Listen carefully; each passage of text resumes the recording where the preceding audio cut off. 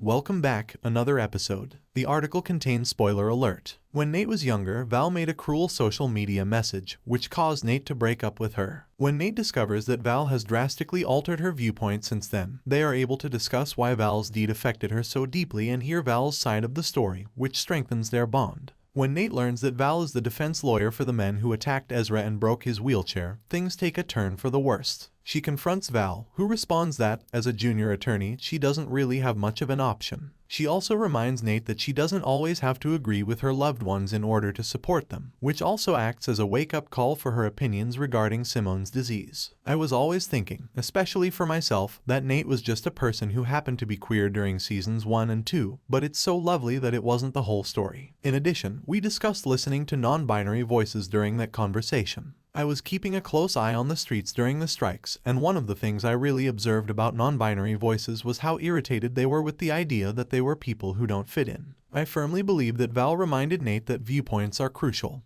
and that, regardless of how valid they may be, they are not conclusive. Sometimes it's absolutely necessary to put oneself in another person's position, try to understand the situation from their perspective, take inspiration from the difficulty they're facing, and go forward accordingly. She then approaches Simone, saying something along the lines of, "Look, I don't need to be telling you what to do," based on their chat. I must emphasize that I am always available for you, no matter how good or horrible your day may be. Trying to change people's opinions about non-binary people or gay people in general wasn't exactly my goal. To be honest, I'm not really capable of changing someone's viewpoint. However, I think that stories have a special power to evoke empathy in people, so ultimately, I wanted to convey that no matter how you're feeling, you can at least look at her and say, "I wish I had a friend like that." Therefore, I believe that my first intention was to make her likable, but on the other hand, that isn't a true portrayal of a human. This season, I believe, there are many instances where Nate does, and I'm like, "Girl, I don't agree with you," but that's just a part of how we grow as people, especially during our college years. Upon initially reading the script, I thought, Lando, not JR. However, the reason it's so awesome is that Martin is one of my friends. This season, we got together a lot. What I found intriguing is that, particularly in the moment where we are conversing while sitting in the corridor, that's actually a lot like how Martin and I genuinely communicate as individuals. Since NK made it her purpose to constantly listen from the beginning to the conclusion, in my opinion, all the roses in that regard belong to her. I would say that with Nate, there are so many things that she taught me through this process, especially when it comes to advocating and finding my voice to speak about things. I think that this time around, it was easier because she's about to learn a very valuable lesson. A lesson that I remember, that I struggle with, that the entire season had that kind of play to it.